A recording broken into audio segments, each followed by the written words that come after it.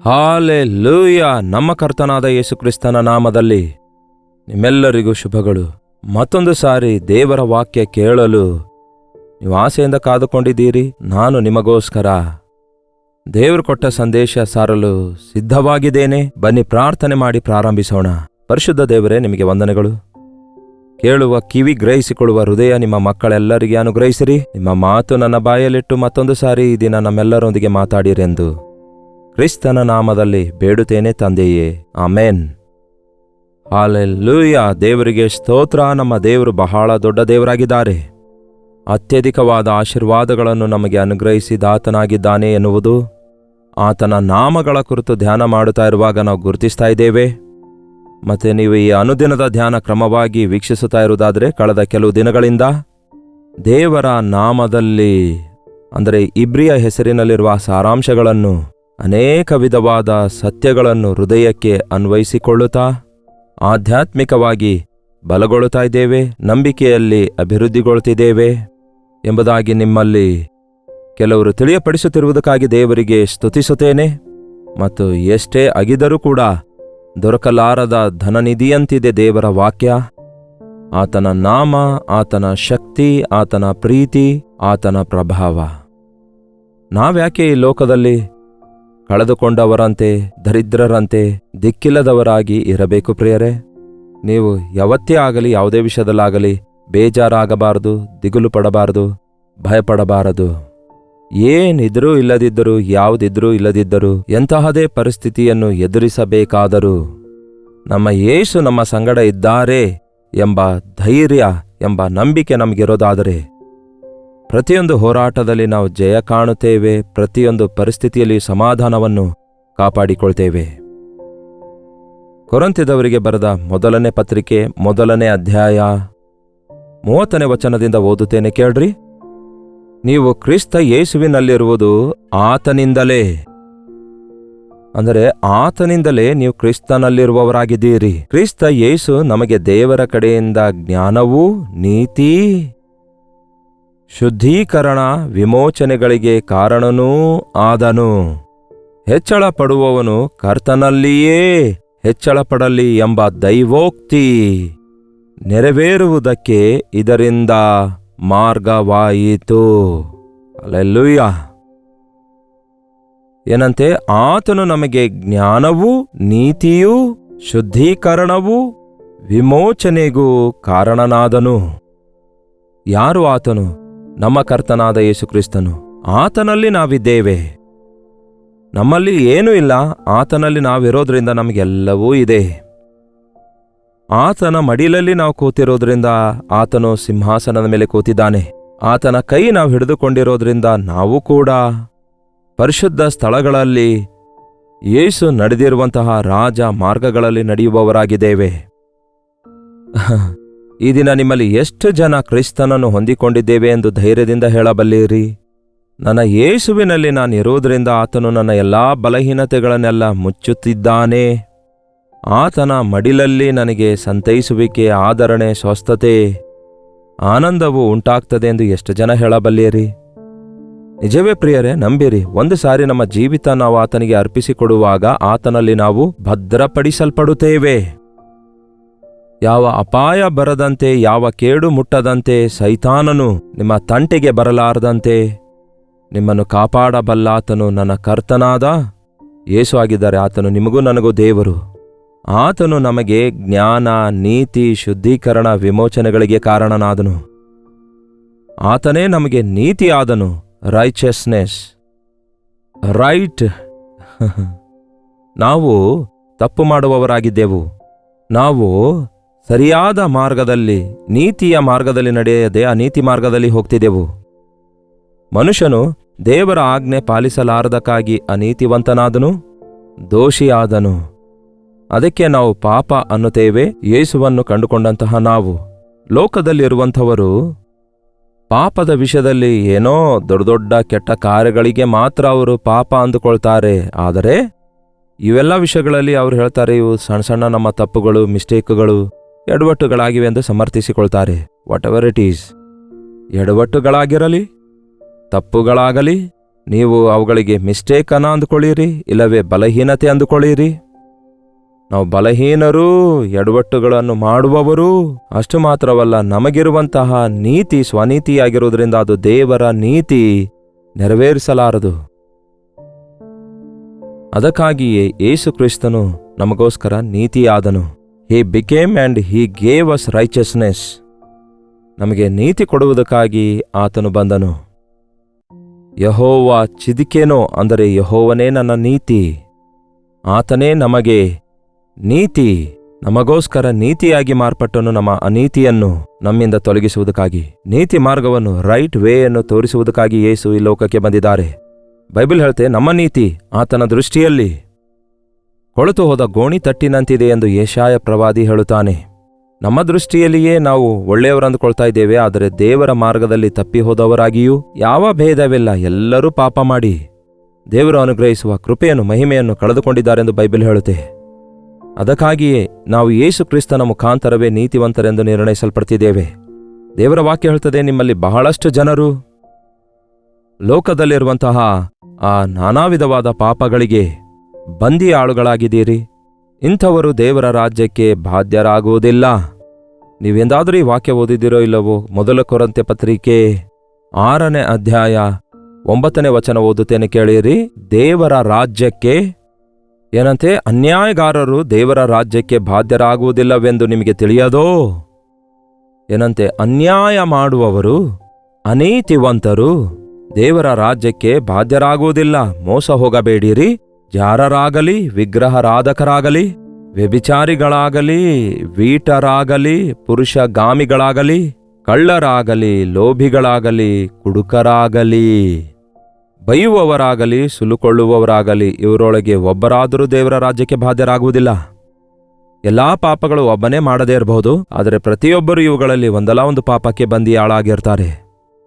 ಶರೀರ ಇಚ್ಛೆಗಳಿಗೆ ಬಂದಿ ಆಳುಗಳಾಗಿರ್ತಾರೆ, ಹಣದ ಆಸೆಗೆ ಬಂದಿ ಆಳುಗಳಾಗಿರ್ತಾರೆ.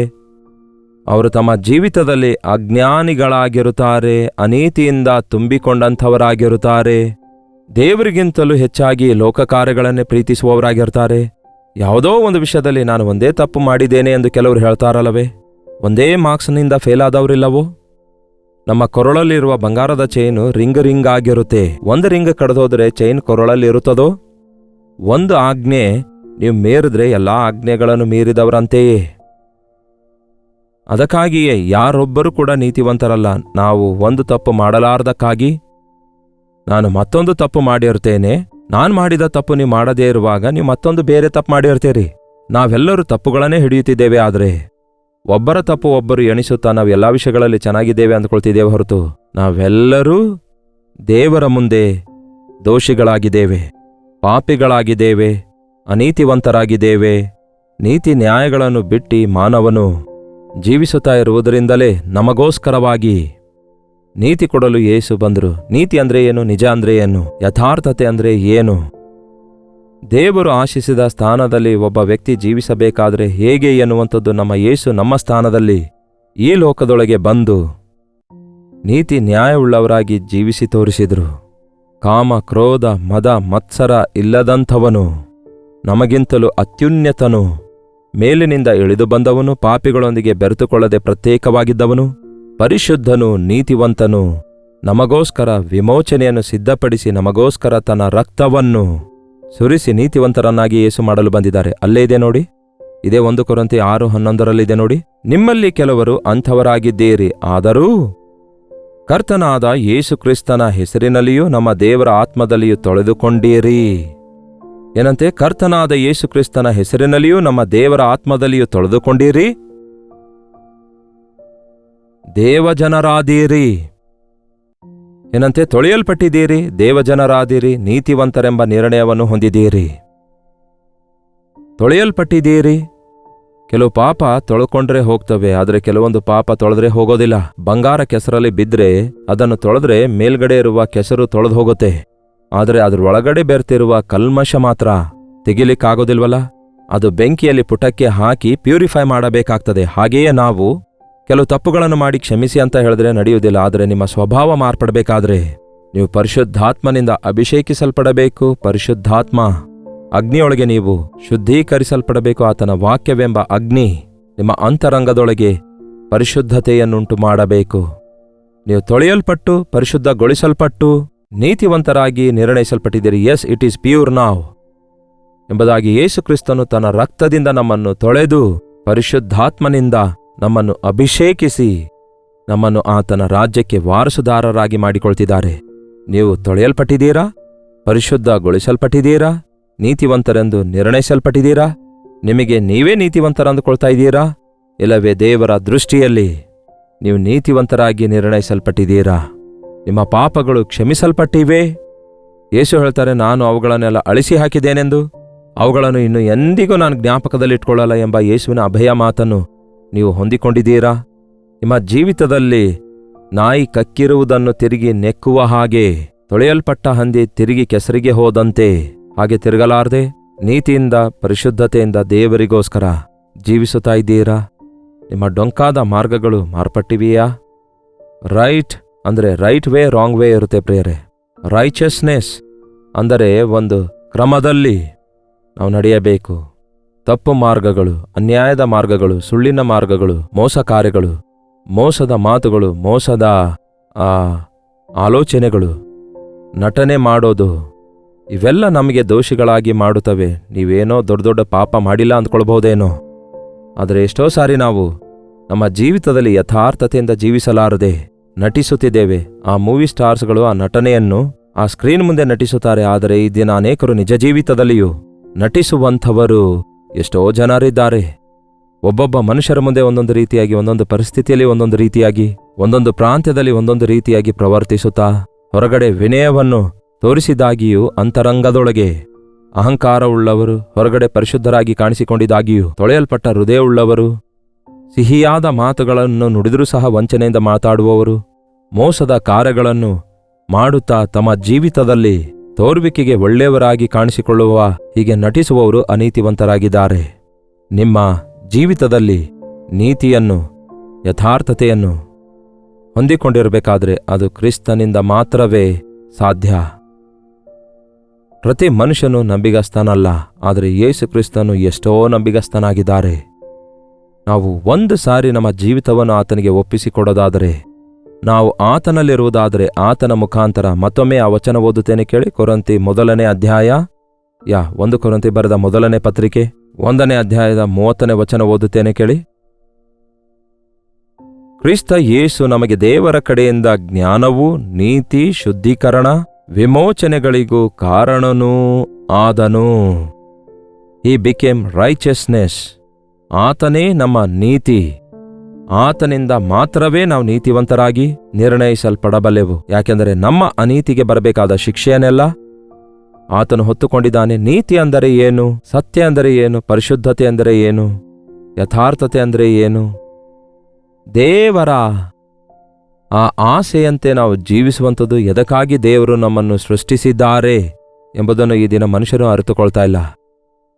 ಆದಾಮ ಹವ್ವ ಪಾಪ ಮಾಡುವುದಕ್ಕಿಂತ ಮುಂಚೆ ಎಂತಹ ಜೀವಿತ ಅವರು ಜೀವಿಸಬೇಕೆಂದು ದೇವರು ಕೋರಿಕೊಂಡರೋ ಅಂತಹ ಜೀವಿತ ನಮ್ಮ ಯೇಸು ಈ ಲೋಕಕ್ಕೆ ಬಂದು ಜೀವಿಸಿ ತೋರಿಸಿ ನೀತಿಯುಳ್ಳ ರಾಜನಾಗಿ ನೀತಿ ನ್ಯಾಯಗಳನ್ನು ಎಸ್ಟಾಬ್ಲಿಷ್ ಮಾಡುವುದಕ್ಕಾಗಿ, ಸ್ಥಾಪಿಸುವುದಕ್ಕಾಗಿ ಆತನು ಈ ಲೋಕಕ್ಕೆ ಬಂದಿದ್ದಾನೆ. ಆತನ ರಕ್ತದಲ್ಲಿ ತೊಳೆಯಲ್ಪಟ್ಟಂತಹ ನಾವು ನೀತಿವಂತರಾಗಿ ನಿರ್ಣಯಿಸಲ್ಪಡುತ್ತಿದ್ದೇವೆ. ಆತನ ರಾಜ್ಯಕ್ಕೆ ವಾರಸುದಾರರಾಗಿ ಇರುವಂಥವರಾಗಿದ್ದೇವೆ. ದೇವರೇ, ನನ್ನನ್ನು ಮತ್ತೊಂದು ಸಾರಿ ನಿಮ್ಮ ರಕ್ತದಿಂದ ತೊಳೆದು ನಿಮ್ಮ ಆತ್ಮದಿಂದ ಅಭಿಷೇಕಿಸಿ ನಿಜಾಯಿತಿಯುಳ್ಳಂತಹ, ನೀತಿಯುಳ್ಳಂತಹ, ಯಥಾರ್ಥತೆಯುಳ್ಳಂತಹ ವ್ಯಕ್ತಿಯನ್ನಾಗಿ ನನ್ನನ್ನು ಶುದ್ಧೀಕರಿಸಿರಿ ಎಂದು ಪ್ರಾರ್ಥಿಸೋಣವೇ? ಪ್ರಾರ್ಥನೆ. ಪರಿಶುದ್ಧ ದೇವರೇ, ಪ್ರೀತಿಯುಳ್ಳ ತಂದೆಯೇ, ಮತ್ತೊಂದು ಸಾರಿ ನಮ್ಮನ್ನು ನೋಡಿರಿ. ನಮ್ಮಲ್ಲಿರುವ ಅನೀತಿಯನ್ನು, ಅಕ್ರಮವನ್ನು, ಅವಿಧೇಯತೆಯನ್ನು ತೆಗೆದುಹಾಕಿರಿ. ನಮಗೆ ಬರಬೇಕಾದ ಶಿಕ್ಷೆ ಶಿಲುಬೆ ಮೇಲೆ ಹೊತ್ತುಕೊಂಡಿದ್ದೀರಿ. ನಿಮ್ಮ ಬಾಸುಂಡೆಗಳಿಂದ ನಮಗೆ ಸ್ವಸ್ಥತೆ ಉಂಟಾಯಿತು. ನೀವು ಹೊಂದಿದ ಮರಣದಿಂದ ನಮಗೆ ವಿಮೋಚನೆ ಉಂಟಾಯಿತು. ನೀವು ಸುರಿಸಿದ ರಕ್ತದಿಂದ ನಮಗೆ ಶುದ್ಧೀಕರಣ ಉಂಟಾಯಿತು. ಗತಕಾಲದಲ್ಲಿ ಅನ್ಯಾಯಗಾರರು, ಅನೀತಿವಂತರು ಆಗಿರುವ ನಮ್ಮನ್ನು ನಿಮ್ಮ ರಕ್ತದಿಂದ ತೊಳೆದು ನಿಮ್ಮ ಆತ್ಮದಿಂದ ಅಭಿಷೇಕಿಸಿ ನಮ್ಮನ್ನು ಪರಿಶುದ್ಧಗೊಳಿಸಿ ನಿಮ್ಮ ರಾಜ್ಯಕ್ಕೆ ವಾರಸುದಾರರಾಗಿ ಮಾಡಿಕೊಂಡದಕ್ಕಾಗಿ ನಿಮಗೆ ವಂದನೆಗಳು. ಇಂತಹ ಅನುಭವಗಳನ್ನು ಇನ್ನೂ ಯಾರ್ಯಾರು ಹೊಂದದವರಾಗಿದ್ದಾರೋ ಅಂಥವರನ್ನು ಈ ದಿನ ಈ ಸಮಯದಲ್ಲಿಯೇ ನೀವೇ ಸಂಧಿಸಿರಿ. ಅವರು ತಮ್ಮ ಬಲಹೀನತೆಗಳನ್ನು ಅರಿತುಕೊಳ್ಳುವ ಹಾಗೆ ಬಲಿಷ್ಠನಾದ ದೇವರಾಗಿರುವ ನಿಮ್ಮ ಮುಂದೆ ತಮ್ಮ ಹೃದಯ ಅವರು ಪರಿಶೋಧಿಸಿಕೊಳ್ಳುವ ಹಾಗೆ ನಿಮ್ಮ ಮುಖಕಾಂತಿ ಅವರ ಮೇಲೆ ಪ್ರಕಾಶಗೊಳ್ಳುವಂತೆ ಮಾಡಿ, ನಮ್ಮ ದೋಷಗಳನ್ನು ಒಪ್ಪಿಕೊಂಡು ಬಿಟ್ಟು ಬಿಡುವ ಹಾಗೆ ತೊಳೆಯಲ್ಪಟ್ಟು ಶುದ್ಧೀಕರಿಸಲ್ಪಟ್ಟು ನೀತಿವಂತರಾಗಿ ನಿರ್ಣಯಿಸಲ್ಪಡಲು ನಮ್ಮಲ್ಲಿ ಪ್ರತಿಯೊಬ್ಬರಿಗೂ ಸಹಾಯ ಮಾಡಿರೆಂದು ಕ್ರಿಸ್ತನ ನಾಮದಲ್ಲಿ ಬೇಡುತ್ತೇನೆ ತಂದೆಯೇ, ಆಮೇನ್. ನಮ್ಮ ತಂದೆಯಾದ ದೇವರ ಪ್ರೀತಿಯೂ ಮಗನಾಗಿರುವ ಕ್ರಿಸ್ತನ ಕೃಪೆಯೂ ಆದರಣೆಕರ್ತನಾದ ಪವಿತ್ರಾತ್ಮನ ಸಹವಾಸವು ಕೂಡಿ ಬಂದಿರುವ ನಮ್ಮೆಲ್ಲರ ಸಂಗಡ ಇಂದಿಗೂ ಸದಾಕಾಲಕ್ಕೂ ನೆಲೆಯಾಗಿರಲಿ. ಆಮೇನ್. ದೇವರಿಗೆ ಸ್ತೋತ್ರ. ನಿಮ್ಮ ಪ್ರಾರ್ಥನಾ ಮನವಿಗಳು 8939731313 ನಂಬರ್ಗೆ ಹಾಗೂ ಇತರ ದೇಶದಿಂದ ವೀಕ್ಷಿಸುವುದಾದರೆ ಕೊಡಲ್ಪಟ್ಟ ಇದೇ ನಂಬರ್ಗೆ ಒಂದು ಟೆಕ್ಸ್ಟ್ ಆಗಲಿ ವಾಯ್ಸ್ ಮೆಸೇಜ್ ಮುಖಾಂತರ ವಾಟ್ಸಪ್ ಕಳಿಸಿಕೊಡಿರಿ. ನಿಮ್ಮೆಲ್ಲರಿಗೋಸ್ಕರ ನಾವು ಎಷ್ಟೋ ಶ್ರದ್ಧೆಯಿಂದ ಭಾರದಿಂದ ಪ್ರಾರ್ಥಿಸ್ತಿದ್ದೇವೆ. ನೀವು ಕೂಡ ಪ್ರಾರ್ಥಿಸಿರಿ, ಆವಾಗಲೇ ದೇವರು ನಮ್ಮೆಲ್ಲರಿಗೂ ಉತ್ತರ ಕೊಡ್ತಾರೆ. ನಿಮ್ಮ ಪ್ರೈಸ್ ರಿಪೋರ್ಟ್ಸ್ಗಳನ್ನು ಕೂಡ ತಪ್ಪದೇ ಕಳಿಸಿಕೊಡಿರಿ. Doctor Jayapal Kannada YouTube channel like ಮಾಡುವುದಾಗಲಿ, ಈ ಕಾರ್ಯಕ್ರಮ ಇತರರಿಗೆ ಶೇರ್ ಮಾಡುವುದಾಗಲಿ ಮರೆಯಬೇಡಿ. ನೀವು ಯಾವ ಸ್ಥಳದಿಂದ ವೀಕ್ಷಿಸ್ತಾ ಇದ್ದೀರೆಂದು ಆ ಪ್ರಾಂತ್ಯಗಳನ್ನೆಲ್ಲ ನಾವು ಗುರುತಿಸ್ತಿದ್ದೇವೆ. ನಿಮ್ಮ ದೇಶಗಳಿಗೋಸ್ಕರ, ನಿಮ್ಮ ರಾಜ್ಯಗಳಿಗೋಸ್ಕರ, ಆ ಪ್ರಾಂತ್ಯಗಳಿಗೋಸ್ಕರ ಪ್ರಾರ್ಥಿಸ್ತಿದ್ದೇವೆ. ಕರ್ತನ ಚಿತ್ತ ಇರುವುದಾದರೆ ಮುಂದಿನಗಳಲ್ಲಿ ಮೀಟಿಂಗ್ಸ್ ಮೂಲಕ, ಗೆಟ್ ಟುಗೆದರ್ ಮೂಲಕ ನಿಮ್ಮೆಲ್ಲರಿಗೂ ನೇರವಾಗಿ ಭೇಟಿಯಾಗಿ ನಿಮಗಾಗಿ ಪ್ರಾರ್ಥಿಸಬೇಕೆಂದು ಬಯಸ್ತಿದ್ದೇವೆ. ಹಾಗಾಗಿ ದೇವರಲ್ಲಿ ನೀವು ಬಲಗೊಂಡು ಸ್ಥಿರಗೊಂಡು ಆತನ ರಾಜ್ಯದಲ್ಲಿ ವಾರಸುದಾರರಾಗುವವರೆಗೂ ಈ ಕಾರ್ಯಕ್ರಮದ ಮೂಲಕ ನಿಮ್ಮನ್ನು ಬಲಪಡಿಸುವುದಕ್ಕಾಗಿ ಪ್ರಯಾಸ ಪಡ್ತಿದ್ದೇವೆ. ನಮಗೋಸ್ಕರ ನೀವು ಕೂಡ ಪ್ರಾರ್ಥಿಸಿರಿ.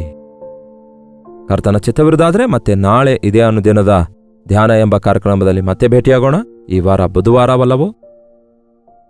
ಕರ್ತನು ನಿಮಗೆ ಕೊಟ್ಟ ಚರ್ಚ್ನಲ್ಲಿ ಉಪವಾಸ ಪ್ರಾರ್ಥನೆ ಅಥವಾ ಮಧ್ಯವಾರದ ಪ್ರಾರ್ಥನೆ ಕೂಟ ಇದ್ದಿರುತ್ತೆ. ನೀವು ಪರಿಶುದ್ಧಗೊಳಿಸಲ್ಪಡಬೇಕೆಂದು, ನಿಮ್ಮ ಬಲಹೀನತೆಯಿಂದ ಬಿಡುಗಡೆ ಹೊಂದಬೇಕೆಂದು, ಸೈತಾನನು ಬಂಧಿಸಿರುವ ವಿಷಯಗಳಿಂದ ಬಿಡುಗಡೆ ಹೊಂದಬೇಕೆಂದು, ನಿಂತು ಹೋದ ಆಶೀರ್ವಾದಗಳನ್ನು ದೇವರು ಈ ದಿನ ಒಂದು ಅದ್ಭುತವಾದ ಕಾರ್ಯ ಮಾಡಿ ನಿಮ್ಮನ್ನು ಆಶೀರ್ವದಿಸಬೇಕೆಂದು ಭಾರವುಳ್ಳವರಾಗಿ ಜೊತೆ ವಿಶ್ವಾಸಿಗಳೊಂದಿಗೆ ಸೇರಿ ನಿಮ್ಮ ಸಭೆಗಳಲ್ಲಿ ನಡೆಯುವ ಉಪವಾಸ ಪ್ರಾರ್ಥನೆಯಲ್ಲಾಗಲಿ ಇಲ್ಲವೇ ಈ ಮಧ್ಯವಾರದ ಪ್ರಾರ್ಥನೆ ಕೂಟದಲ್ಲಾಗಲಿ ತಪ್ಪದೇ ಪಾಲ್ಗೊಳ್ಳುವವರಾಗಿರಿ. ನೀವು ಕೂಡ ಈ ದಿನ ಉಪವಾಸವಿದ್ದು ಪ್ರಾರ್ಥಿಸಿದರೆ ಒಳ್ಳೆಯದು. ಬಟ್ ಎಷ್ಟು ಹೊತ್ತು ನೀವು ಪ್ರಾರ್ಥನೆ ಮಾಡಲು ಸಾಧ್ಯವೋ ಈ ದಿನ ನೀವು ಮಾಡಲು ಪ್ರಯತ್ನಿಸಿ. ದೇವರ ಆತ್ಮನ ಕಾರ್ಯಗಳು ಜರುಗುವ ಹಾಗೆ ಕಾದು ಎದುರು ನೋಡಿ. ಅಲ್ಲಿವರೆಗೂ ದೇವರ ಮಹಾಕೃಪೆ ನಿಮ್ಮೆಲ್ಲರೊಂದಿಗಿರಲಿ.